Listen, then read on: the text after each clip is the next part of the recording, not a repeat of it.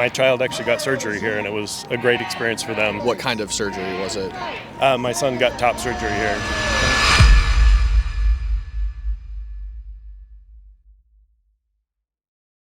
All right, guys, I just got back from a Protect Trans Youth protest at the Seattle Children's Hospital. We're going to get into the footage and the interviews that I shot there in just 1 second. I just want to explain the objective of this video. Donald Trump just issued an executive order that trans-affirming surgeries cannot be performed on children. He also issued an executive order that men cannot compete in women's sports. This has sparked outrage across the country, and it sparked these protests. What I did today was go to the protest undercover. I wore a gay pride sticker on my shirt and a Free Palestine pin on my coat. My goal in that was to make these people feel comfortable because I wanted to push them to see how far they would go. What do they actually think? It seems that nobody actually thinks these people want to perform surgeries on children, but the ban on those surgeries is exactly what they were out there protesting. I spoke with parents who gave their children transgender affirming surgeries at the Seattle Children's Hospital. I spoke to behavioral therapists who specialize in trans children, and I spoke to staff at the hospital. Staff that was out protesting. And some of the answers they gave were absolutely insane. Now, I was undercover, so I wasn't able to respond to the arguments that they made. I just agreed with everything they said. So throughout this video, there might be points where the video pauses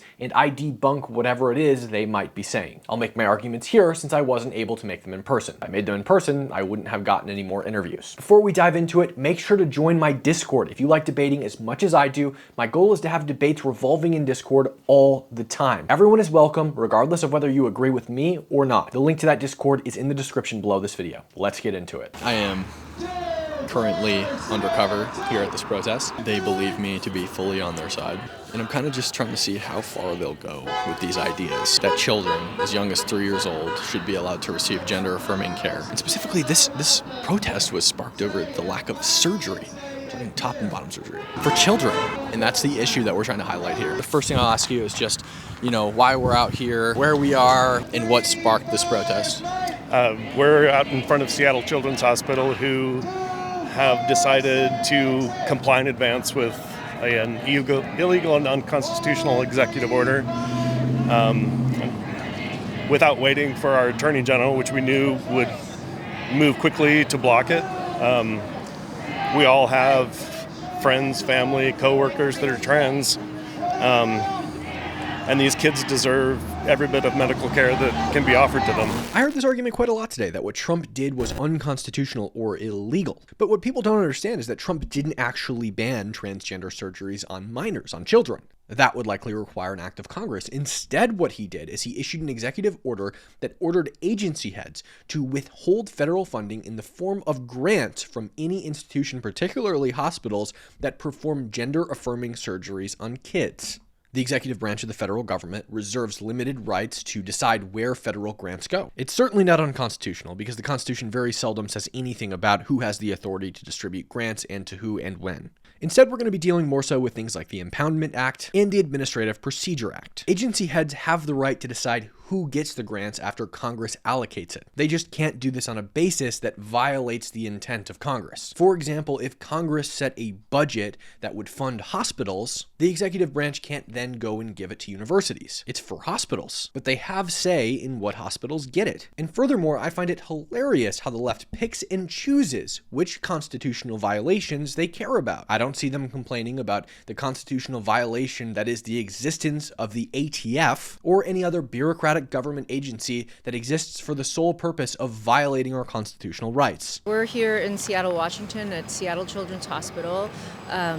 Seattle Children's Hospital has been providing evidence-based gender-affirming care for transgender children who are at much higher risk than cisgender kids for all kinds of negative mental health outcomes, including as a result of untreated gender dysphoria. They're at risk. And so based on the research studies that have been done globally, Seattle Children's Hospital has been providing medically necessary gender-affirming care. Totally. So I'm an employee at Seattle Children's. I'm also queer. So this is something that hits really hard and home for me. And it's also something that really matters to a lot of Seattle Children's employees. Many employees work here because of the gender care that their children or their family members have received. So when we heard about this issue in The Stranger, we didn't hear about it from anyone who worked at Seattle Children's. It was from the stranger. It was a big shock, and it really angered a lot of people and frustrated us and felt like we're not sticking to our core values as an organization. So we're here, we're showing our support. We want to end the transgender surgery ban, and we want our kids to get care. Families were called who had appointments with the gender clinic for gender affirming care, and appointments for the month of February. All appointments, including for puberty blockers, HRT, surgeries, were canceled, and no other information was given. And so we're here asking that they continue to provide care because this order is illegal. And it hasn't had a chance to go through the courts yet, and so they're depriving these kids of life-saving care. So we're at Seattle Children's Hospital out on Sandpoint Way. We got news approximately 2 days ago that the executive leadership team had suspended gender affirming care for anyone under the age of 19. And that included anyone who was ready for an appointment for the last 2 to 3 years, who got a day of call that they were going to be losing their appointments and their ability to receive gender affirming care. And we did not receive notice from the team. There was no communication. And we heard about it, the gender clinic heard about it through a stranger article the day that the orders were released. Of course, we had wide-scale outrage through the organization, and we're out here today making sure that they hear our voice. And what kind of gender-affirming care has been suspended? You said everybody under the age of 19. Like, what types of things are these kids losing access to? From what we understand, it's anything from voice therapy to gender-affirming surgeries. Primarily, surgeries were taken off the table. I am not sure of all the specifics, if they've canceled the kind of the mental health aspect of the gender affirming care or not. So I can't speak specifically to that. I know that they've canceled gender affirming surgery such as top surgery for trans boys. I believe they've canceled appointments for GnRH agonists, which are puberty blockers, which have been used very safely for years with children who go into puberty early, precocious puberty.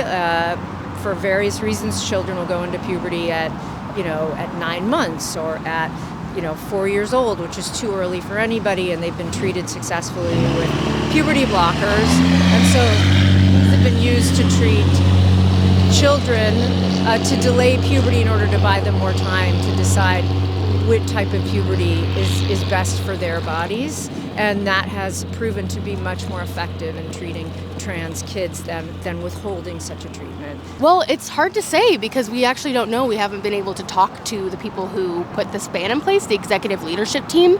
They won't answer our messages or our calls or anything. So as far as we know, the surgery ban is in place and there's probably more to come. We just don't know. Yeah. They're restricting gender affirming care for children under the age of 17, or 19, I'm sorry, which is ridiculous. It's completely safe care, it's needed care. It's all about hate for the people imposing this ban. In my family's case, my child actually got surgery here, and it was a great experience for them.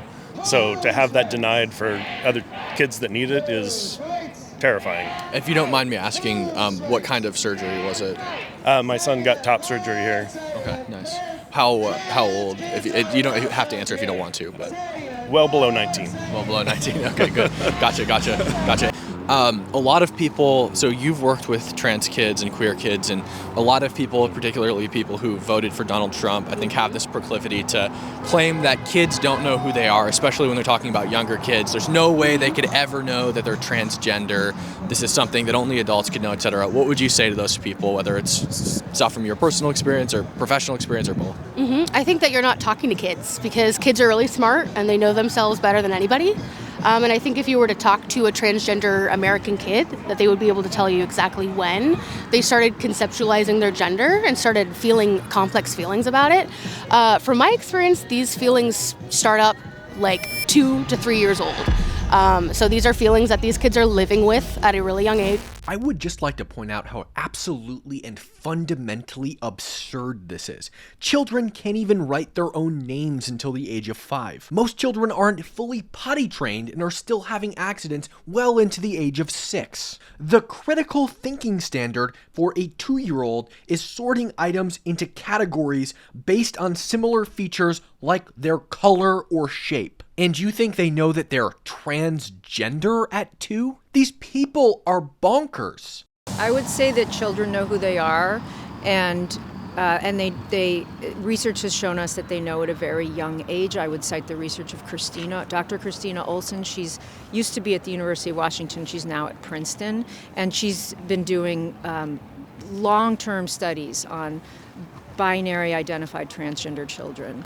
I decided to look into Christina Olson. What I found is that her work is widely debunked by authors who have issued counter studies with completely opposite results using the same data that she used. She has repeatedly been dragged for statistical and analytical errors, and she uses faulty methodology in several studies. Measures like implicit association testing, or IAT. IAT has been widely discredited for having a test-retest score of only 0.04, which means that this metric provides very inconsistent results. When the test is administered, a result could be received, and then that test could be taken again and receive a completely different result. Generally, metrics or tests like this, in order to be viewed as credible in the scientific community, are going to require a test-retest score of at least 0.08, but IAT is half that. And her evidence-based valid research shows that these children know who they are, and they don't waver. And when they are treated medically to treat their gender dysphoria, their mental health outcomes much more closely mirror their cisgender counterparts. So I would say take a look at the research.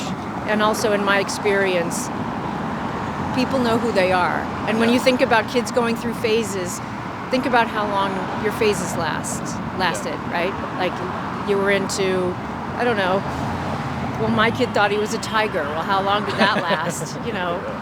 5 years. I thought I was is a Spider-Man. long time. Yeah. I thought I was Luke Skywalker at one point. Right. I mean, It actually got weird here. It seemed like she was making my argument for me. years that's a long time for a kid to be in a so-called phase. Yeah, totally. Any individual who's been in a situation as a parent who has engaged with a child to this degree recognizes the dysphoria, recognizes the signs, and engages with them in conversation. It's not something that we can necessarily turn a blind eye to when they're engaged in that conversation every minute of every day and they're showing entirely in their whole body signs that they would like to be something else than they are. And this care is necessary to ensure that that is confirmed and cemented in their life. For somebody who this issue isn't important to, for somebody who doesn't have trans relatives or specifically trans youth relatives or friends who have children that are trans, and they don't understand this, particularly, I don't know, probably people in the South. I don't know, people who just people who just don't get it. What would you say? Like, what are the signs? What are the signs? Yeah. First and foremost, just to speak to, if you don't understand it, first and foremost is exposure. The one thing that we capitalize here in America is isolationism, and the one thing that they lack 9 times out of 10 is the exposure to this community. The one thing you need to do is experience someone who goes through these difficulties so that you can widen your perspective of what a human is capable of and what potential looks like across our spectrum in humanity.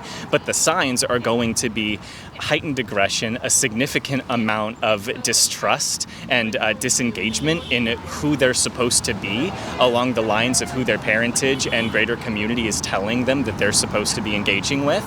The signs are going to be a significant amount of questioning, a significant amount of general dysphoria, of engaging with peers generally incorrectly, and a number of other touch points that I'd probably re-engage with along clinical lines. I wouldn't want to misspeak beyond that if I'm honest. No, totally, yeah. And since I have the luxury of talking to somebody like you who's worked with a lot of trans kids, in what way do they express it? Like, is it maybe I don't like boy stuff, or I don't like girl stuff, or I want, long hair, like, what way do they express it? It's definitely that. I think it's a lot of small things, wanting to wear different clothes, style their hair different ways.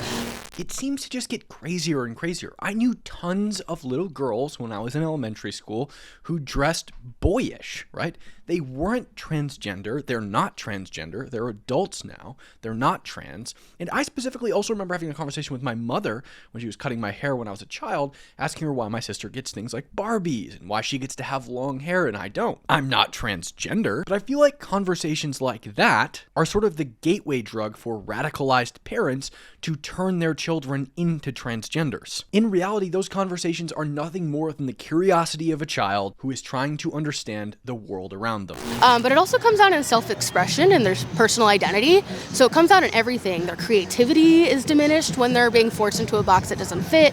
Their happiness is diminished when they're forced into a box that doesn't fit. They're really just not able to thrive as human beings and as children. They feel limited and scared. And that's really all they know. They don't understand why it's happening. They just know that they're not being supported and they are scared. And they might be hurting too.